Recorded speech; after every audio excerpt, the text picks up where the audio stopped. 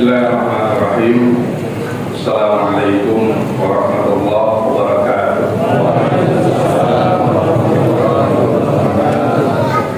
Alhamdulillahilladzi arsala rasulahu bil huda wa dinil haqq liyudhhirahu 'ala dini kullihi wa kafaa billahi shahida.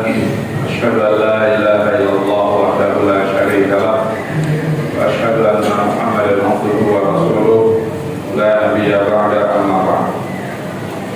Bapak-bapak, ibu-ibu, hadirin jamaah tarawih rahimakumullah, kita bersyukur kepada Allah dengan mengucap alhamdulillah atas segala nikmat yang telah Allah berikan.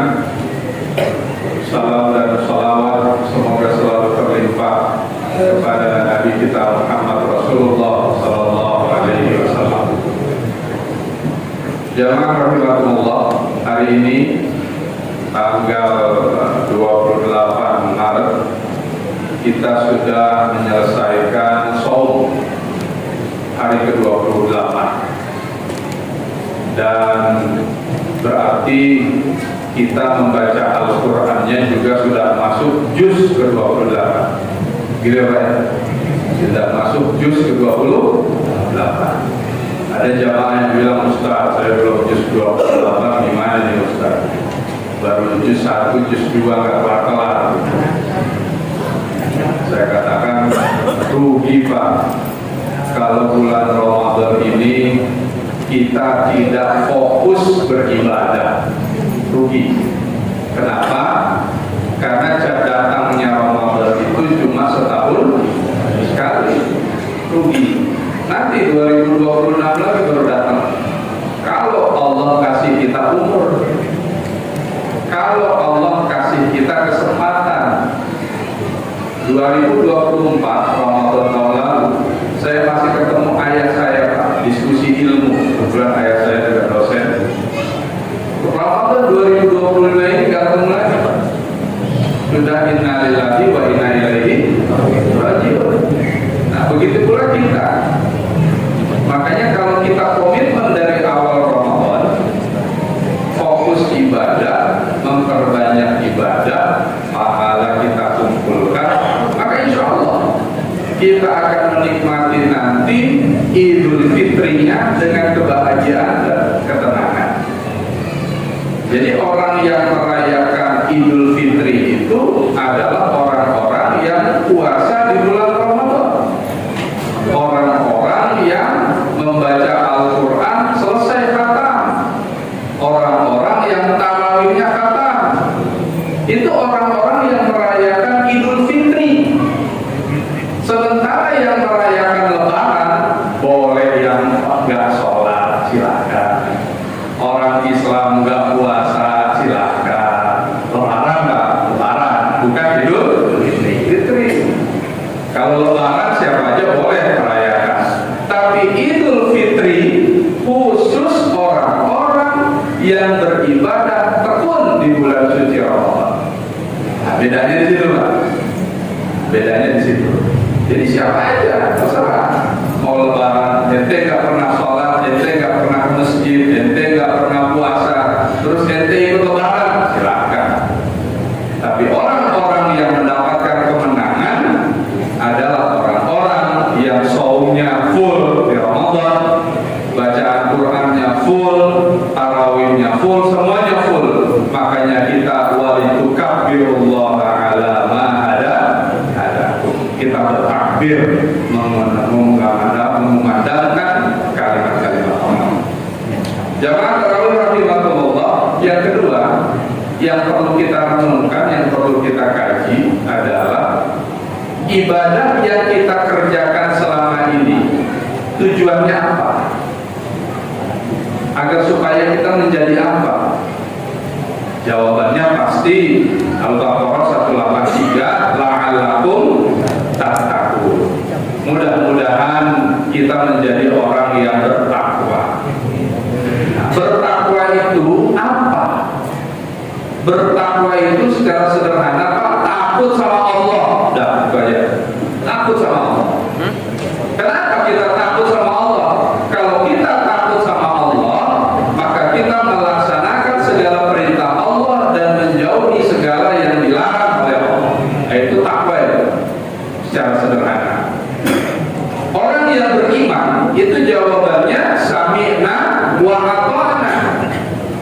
kami dengar ya Allah dan kami jalankan. Tetapi orang-orang yang tidak beriman, sami'na wa asaina, kami dengar ya Allah ya, tapi kami abaikan.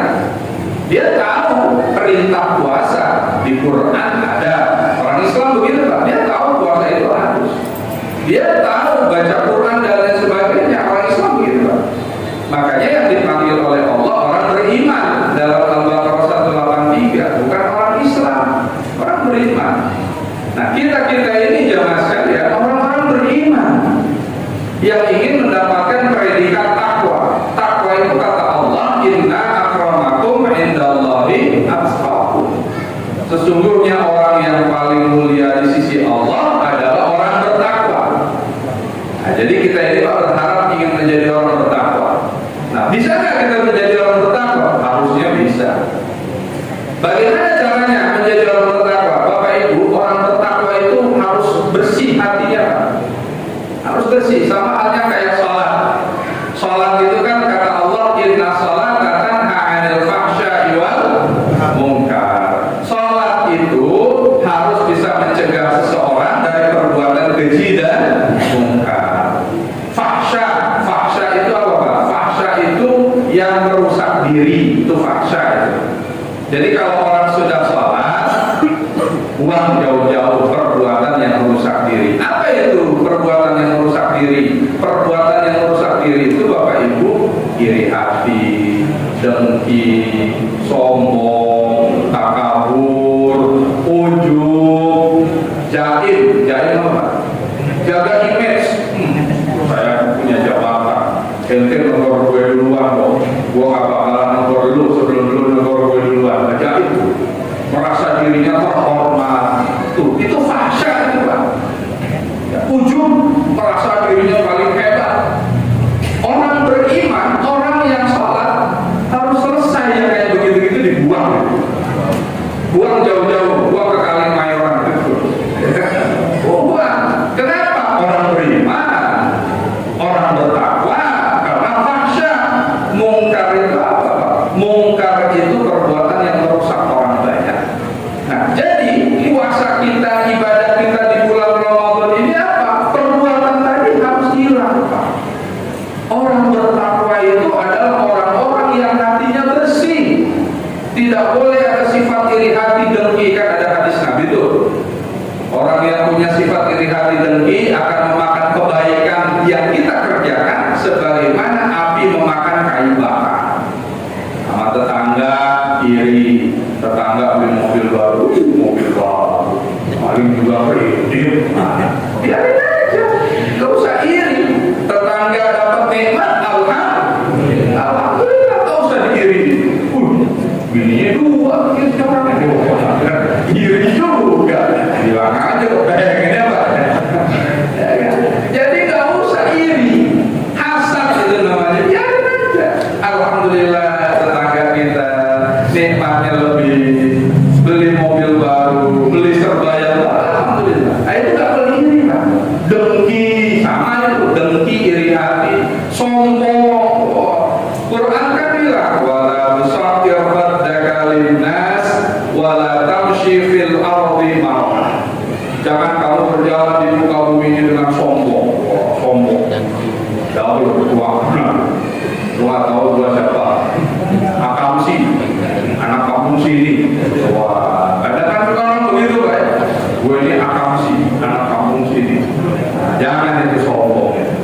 Ramah kepada orang, tebar senyum kepada orang. Sesama muslim, assalamualaikum, waalaikumsalam. Nah, itu orang beriman begitu Pak. Orang beriman gitu. Tapi kalau orang nggak beriman, assalamualaikum, apa itu artinya? Assalamualaikum, assalamualaikum, waalaikumsalam. Apa kabar Pak? Alhamdulillah. Itu orang beriman. Orang beriman itu penuh dengan ketenangan hidupnya. Orang bertakwa itu penuh kebahagiaan hidupnya. Hidupnya itu konsisten Pak, orang bertakwa itu. Tenang, nggak pernah galau, nggak pernah gelisah, nggak pernah takut sama hidup ini, nggak pernah. Orang beriman, orang bertakwa. Ada ayat di Quran, surat Fussilat Allah katakan innal ladzina qalu rabbuna Allah tsumma istaqamu tatanazzalu alaihimul malaika alla takhafu wa la tahzanu wa abshiru bil jannati allati kuntum tu'adun. Sesungguhnya orang-orang yang telah berkata Tuhan kami adalah Allah, nah kita semua ini Pak, Tuhan kami adalah Allah, tsumastaqamu, kemudian dia konsisten sama omongannya, istiqomah sama omongannya, tatanazzalu alaihimul malaika, maka malaikat akan datang kepada orang itu dengan membisikkan Allah takhafu, kamu jangan takut hidup ini, wala tahzanu, kamu jangan sedih hidup ini, wa abshiru bil jannati allati kuntum tu'adun. Allah akan menjanjikan surga buat kamu orang-orang yang istiqomah. Jadi orang beriman, orang bertakwa hidup ini kecil kan, pusing kan. Allah nanti yang memberikan kemudahan. Wa may yattaqillah yaj'al lahu makhraja. Siapa yang bertakwa kepada Allah, Allah berikan jalan keluar. Kemudahan hidup ini gampang. Wa yarzuquhu min haitsu la yahtasib. Allah kasih rezeki yang datangnya tidak diduga-duga. Rezeki itu Pak, jangan kita berpikirannya duit dulu. Sehat itu rezeki dari Allah.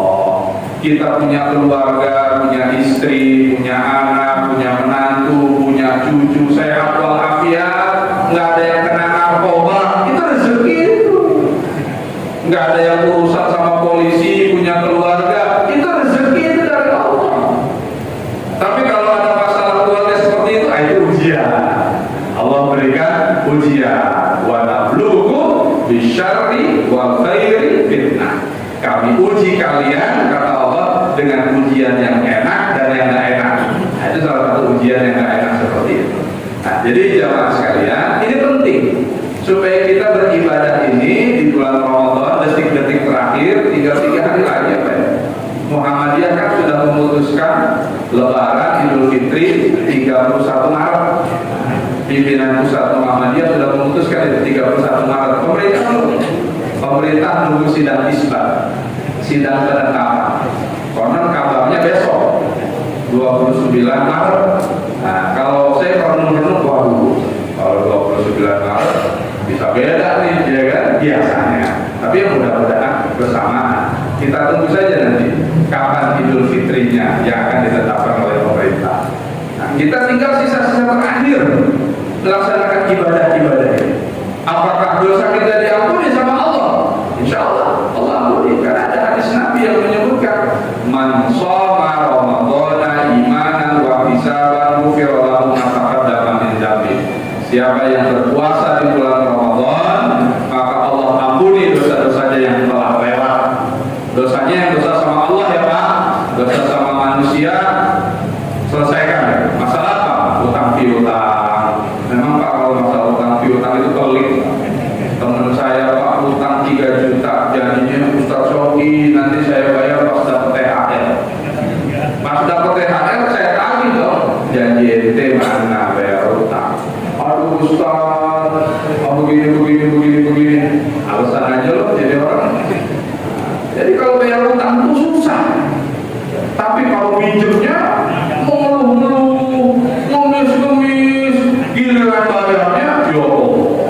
Nah, makanya itu hablum minas, urusan manusia. Jadi kalau dosa kita diampuni sama Allah, nah selesai. Ghufira lahu ma taqaddama min dzambi. Tapi kalau manusia selesaikan. Makanya nanti kan Idul Fitri itu salam-salaman sambil ngomong, bos utang lunas ya. Tapi gitu, oh enak kok, Israel dilunasi. Kalau misalkan baik sih nggak apa-apa, ya kan kira-kira begitu. Nah silakan Pak Salamat bilang itu mau lunas atau mau bayar. Nah itu selesai, ambil minanasnya di situ. Nah oleh karena itu jamaah sekalian, ini penting kita beragama itu harus clear. Kita beragama itu harus jelas, nggak boleh abu-abu. Karena Islam itu agama telanjang, mohon maaf ya. Bukan lagi transparan, tapi telanjang. Islam itu agama terbuka, nggak boleh ada yang ditutup-tutupin, terbuka semuanya. Nggak ada perasaan aduh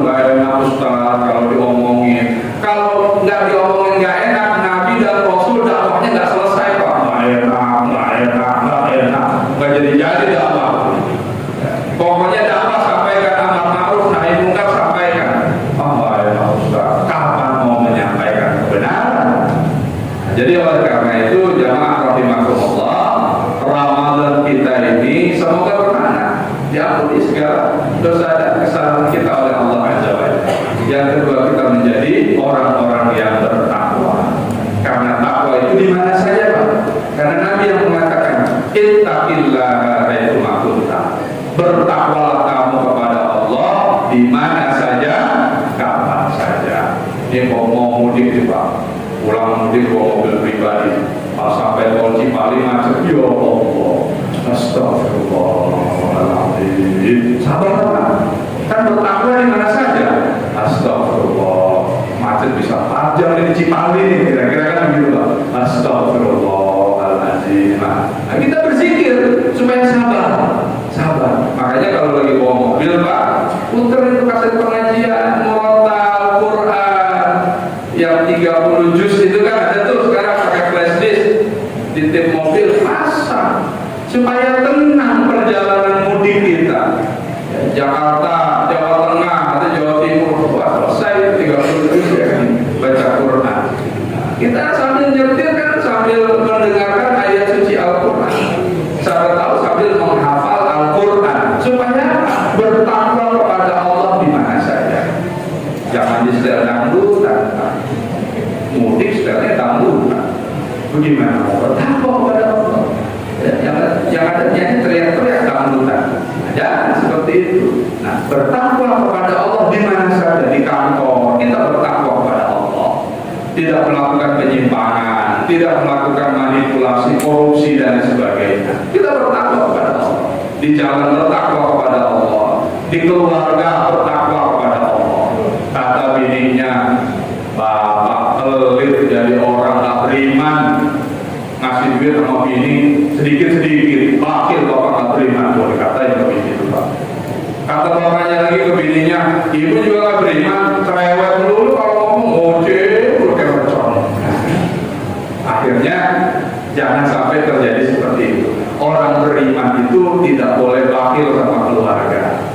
Orang beriman itu tidak boleh cerewet selama hal-hal yang tidak penting. Nah, jadi beriman itu ukurannya Pak, iman. Ya boleh iman fi qulubikum.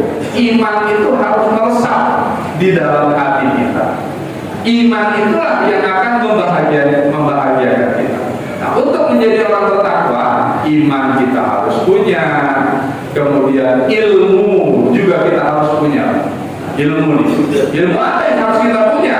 Jangan hanya ilmu dunia. Ya. Karena kita salah mengartikan. Ilmu dunia beda Ustaz sama ilmu agama. Salah, Pak. Ilmu itu satu, sepaket. Ya fa'illahu alladhina amanu minkum walladhina utul ilma darajat. Allah akan mengangkat derajat orang-orang yang beriman dan berilmu. Al-Khawarizmina itu pakar matematika Islam yang menemukan bilangan 0 sampai 9. Itu dia juga ngerti ilmu tafsir. Dia ngerti juga ilmu hadis. Dia ngerti juga ilmu fikih. Ibnu Sina, kedokteran Islam, dia ngerti ilmu Al-Quran. Dia ngerti ilmu hadis. Al-Farabi dan ulama-ulama lainnya itu ngerti ilmu-ilmu seperti itu. Tetapi di zaman sekarang ini terjadi dikotomi, Pak, pemisahan. Akhirnya banyak orang-orang yang hanya ngerti ilmu agama separoh, ngerti ilmu umum separoh. Tapi alhamdulillah banyak perguruan tinggi negeri sekarang membuka penghafal Quran 30 juz masuk perguruan tinggi negeri tanpa tes. Nah, syaratnya hafal Quran. Kan bagus tuh. UI itu sudah mulai tuh, kampus UI, Universitas Indonesia. ITB juga begitu. Syaratnya hafal Quran 30 juz. Bahkan kepolisian dan TNI juga membuka yang hafal Quran masuk TNI Polri tanpa tes. Syaratnya apa? Hafal Quran. Supaya apa? Supaya paham. Karena orang-orang yang hafal Quran adalah orang-orang yang cerdas, orang-orang yang memang tekun di dalam belajar menghafal. Nah, sekarang sudah mulai. Nah, siapa tahu nanti lulus dari sarjana kedokteran, dia sarjana kedokteran penghafal Quran. Sarjana hukum, dia lawyer yang hafal Quran. Sarjana ekonomi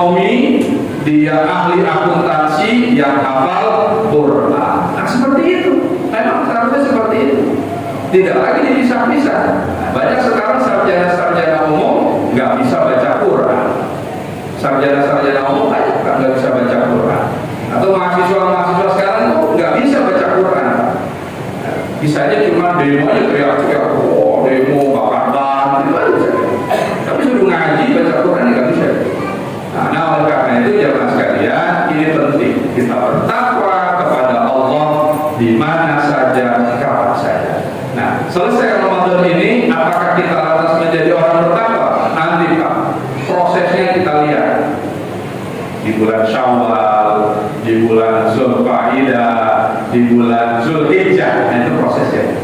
Dan yang menilai itu nanti ya masyarakat. Misalnya kita rajin sholat ke masjid 5 waktu, maghrib, isya di masjid, subuh di masjid. Nah, nanti ketahuan tuh, mau nggak ke masjid nih, orang Ramadan doang nih ke masjid nih, subuh nggak kelihatan nih, nah kira-kira begitu Pak. Wah, isya, maghrib nggak kelihatan nih, oh mungkin sibuk, subuh lah minimal. Kalau subuh kan nggak mungkin Pak. Oh, pasti dia subuh nih nanti hadir. Nah, kalau subuh kita masih berjamaah rutin kita lakukan, nah berarti insya Allah kita menjadi orang yang bertakwa. Kemudian baca Qurannya, kalau kita biasakan one day one juz di bulan Ramadan. Nah, di luar Ramadan bagaimana? Apakah masih one day one juz, satu hari satu juz, atau bagaimana? Atau nggak pernah baca Quran, atau nggak ngerti hafalan Quran? Belajar. Nah, jadi jamaah sekalian, kebiasaan di bulan suci Ramadan yang selama ini kita kerjakan, kita teruskan, dan kemudian kita menjadi pribadi-pribadi yang baik. Karena memang ibadah di dalam ajaran Islam itu harus merubah kepribadian yang tadinya jelek menjadi baik, yang tadinya tidak baik menjadi lebih baik. Saya kira ini Pak tausiah singkat malam hari ini, semoga bisa dimengerti dan dipahami. Semoga Allah selalu menerima amal ibadah kita selama di bulan suci Ramadan. Rabbana taqabbal minna innaka antas samiul alim wa tub alaina innaka antat tawwabur rahim. Rabbana atina fid dunya hasanah wa fil akhirati hasanah